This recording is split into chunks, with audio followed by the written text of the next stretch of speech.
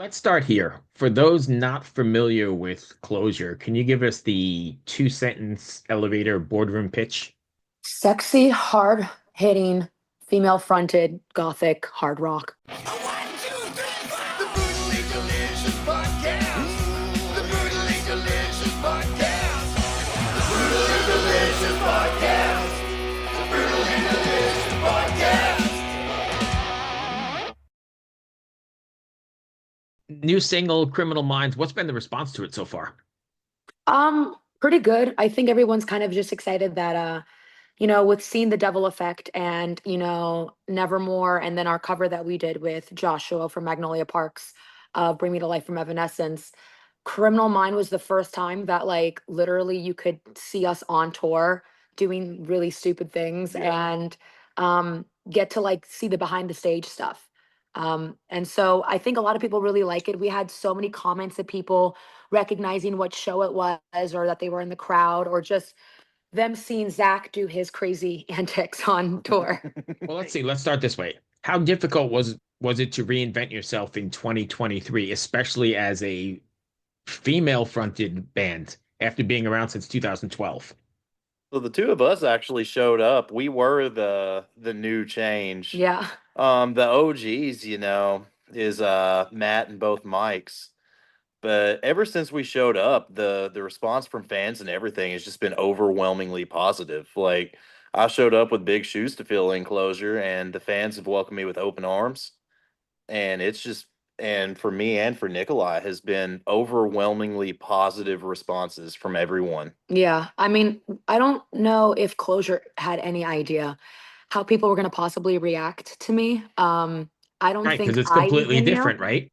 Yeah, I mean, I came from a female fronted band obviously before, and the band started off as that. I mean, it was just me, and that's all it was. And Zach's worked with females before, and so has Matt, but both Mikes, Cordell and McCann, they didn't know what it was like, and I know they were extremely opposed to it themselves personally. But the funniest thing was, as I met them for the first time, late September or so, and that's when we wrote The Devil Effect in the matter of a month. Zach joined in like literally the month after. And then Yep. it was just guns ablazes. We hit the road in November, recorded 4 singles. And when we went on tour, what, February, March? March. March, we were honestly a little nervous, but the CloZure crew and just everybody that gave us a listen or stopped, even if they weren't knowing what they were about to walk into and watched it, they all really liked it. And I think what we've built out now is more so just you can see that there's like honest chemistry there and like a Right. real friendship between the fans. Yeah. Okay. So let's try this again. What impact has working with Grammy-winning producer Malcolm Springer had on CloZure's recent singles? And then again, how has this collaboration influenced your creative process? Malcolm Springer basically kicks our asses Yeah. and tells us if he really likes something. And then if he doesn't like something, he helps us completely reconstruct it. He has this way of bringing. Malcolm, come here. There he is. You want to say hi for the interview? We're talking about how you kick our asses and you basically tell us if you like something Hey, Malcolm. or you just completely restructure it for us. Yeah, it's what a producer does, man. Yeah. Pretty much. Pulls the best out of us, man. He'll take a good song, turn it into a great song, Yeah. package it up, and get it ready for the fans. It's This is the fun. man. It's fun. We have a blast, and they're awesome. They adjust fast, but we've worked together before, so it's like clockwork, Yeah. Mhm. Hey, you Did got you an find- alien behind you. Do you have an Yeah. alien behind you? Oh, I do have an alien behind me. Did you find it intimidating at first working with him? Absolutely. A little bit. Well, little he bit. scared all of the boys. Malcolm has always been nice to me. Like we're Yeah. besties. The- So I am excited. They're always nervous about like, oh God, is Malcolm gonna rip us a new tater? Nice. Yeah, we have a blast. We have a blast, man. Yeah. But this So time what- around, we're gonna be doing instead of 4 songs, 5 songs. So Yep. Yeah. a busier year. Oh, nice. Yeah. So, is there something you want your fans to take away from, or a message you want your fans to walk away from after listening to, one of your Here. songs or singles or record But or as far as something we want the fans to take away on after listening to Criminal Mind, and is that what we're saying? Yeah, or just in absolutely. general? Okay. No, I think you have to listen. Well, let's say just in general, because I mean, a lot of these songs are like that. Do you write with like Yeah. a theme or a message in mind or a takeaway? We write in mental images a lot in pictures. Yeah, in pictures and timestamps. So, the cool thing about CloZure is we're not necessarily like a niche or a themed band. Um, if I went through a breakup, or a party anthem, moment in my life, that's exactly what you're gonna get out of the single. So with Criminal Mind, it really was just genuinely the stupid things that we do on tour Yeah. and the stupid things that we do as like, a rock band. Hmm. With Nevermore, it was genuinely like a good breakup song. I needed to like write that in order to get it off my chest. And the Devil Effect was really kind of like my revenge. And here I am, biatches. Yeah. So the cool thing with CloZure is it's like any mood that you might go through, because like, life, has its ups and downs and their ins and outs. You will more likely be able to find a song that fits your mood or whatever time period that you're in. Absolutely. So when you guys are writing, then are you writing in the traditional sense, like all together in a room, I or you? wish. Yeah, we wish. I wish, man. So Nikolai lives in Florida. Two of the guitarists are in Alabama. I live in Kentucky, and our drummer lives in India, as in Oh the wow, country.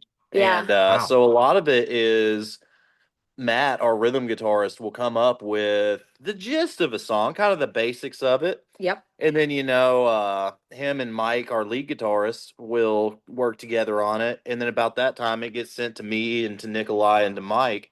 And we start coming up with our parts so that whenever we meet up for a tour or for studio time, whatever, we can start shooting it and really kind of getting into how it works and how we want to construct it. Yeah.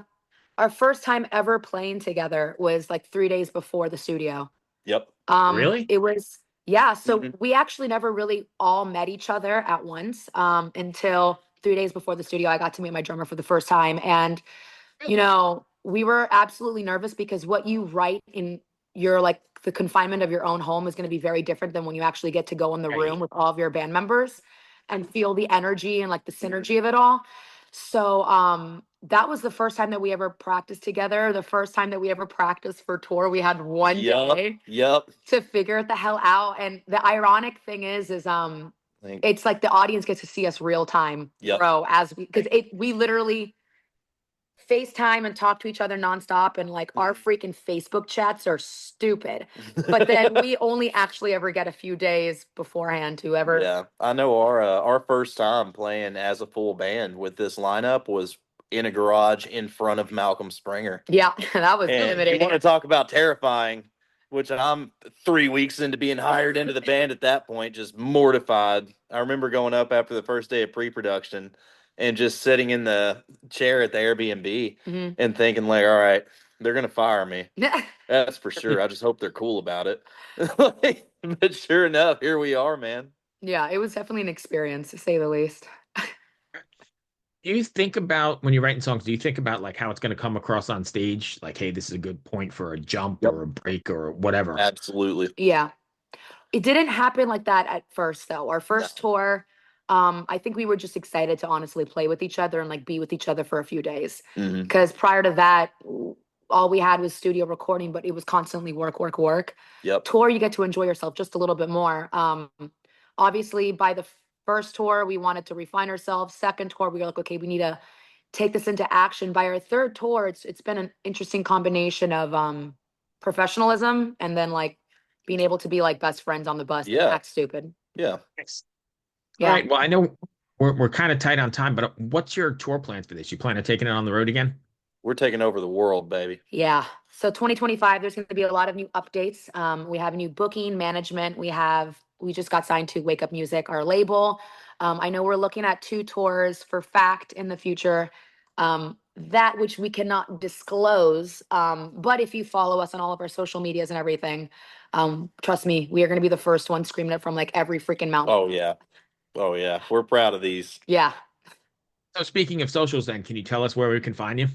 Yeah, we are official CloZure with a Z, on all platforms: TikTok, Instagram, Facebook. Even our website is officialclosure.com. So You can find us on OnlyFans. Unfortunately, it's not her, it is me. Right. Nice. Well, I appreciate you taking the time. I'm sorry we got cut short, but it's been awesome talking to you anyway. I do dig what I've heard. I wish you well on the road, and Thank you, man. Thank you so much for having us. hey, we'll talk to you soon. Absolutely. All right, cheers. Bye. Hey everyone, this is Bjorn from Soulwork, and this is Brutally Delicious. The Brutally Delicious Podcast. The Brutally Delicious Podcast. The Brutally Delicious Podcast. The Brutally Delicious Podcast. Hey there, heavy metal maniacs and kitchen crusaders. I'm Bruce Moore, the host of the Brutally Delicious Podcast, where we whisk up a blend of metal and food to quench even the most discriminate tastes. Have you ever wondered what your favorite metal musician chows down on before they hit the stage to melt your face off? Well, look no further. Here at the Brutally Delicious Podcast, we have cooking segments so brutal they'll make your oven want to headbang. From beefy, bodacious burgers, to spicy, succulent salmon, to kickin' caliente cauliflower, and more. We mix metal and culinary creations, resulting in a feast for the senses. But wait, there's more. Hey, this is Michael Monroe. Brutally delicious. Isn't that beautiful? See you down the road. Each week, I meet with the mammoths of metal for interviews that are spicier than a Carolina Reaper. Get the latest on their upcoming shows, behind-the-scenes stories, and if we're lucky enough, maybe they'll share a secret family recipe or two with us. You'll also want to check out our weekly album and show reviews, where we dice, slice, and serve up our unique takes on the latest metal releases. So grab your leather apron, crank the volume to 11, and subscribe to the Brutally Delicious Podcast on your favorite podcast platform. It's sure to be a hell of a time. Oh, hey there. It's Tim from Protest the Hero. Now that you've seen my junk, I'm going to show you how to make a pizza. And you're watching Brutally Delicious. What's up, everybody? Max Cavalera, Soulfly, and you listen to Brutally Delicious Podcast. Stay metal, motherfuckers.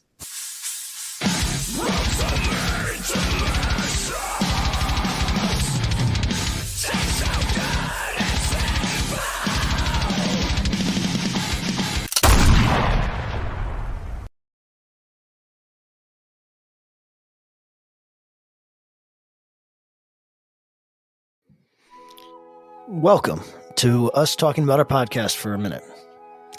What's the name of that podcast? That's Axe to Grind, and right now you're going to be getting a little taste of it, right down to the shaky microphone and all. And my name's Bob. And my name's Patrick, and usually we're joined by Tom. Tom's the best. Tom has a real grown-up job that requires him to be at work, but we talk about decidedly not so grown-up things like hardcore music and things that people that like hardcore music tend to like. So that could be the latest shows, revisiting classic material, talking about the new classics, all the little dorm room nonsense that you imagine from niche music podcasts that you either love, want to love, or hate. Yeah, imagine all the emotions that you have towards a genre that has impacted your life, and then condense them down to an hour to 2 hours a week. So triangulate your speakers, think about jumping off the bed, singing along, dancing like an idiot, and listen to Axe to Grind podcast.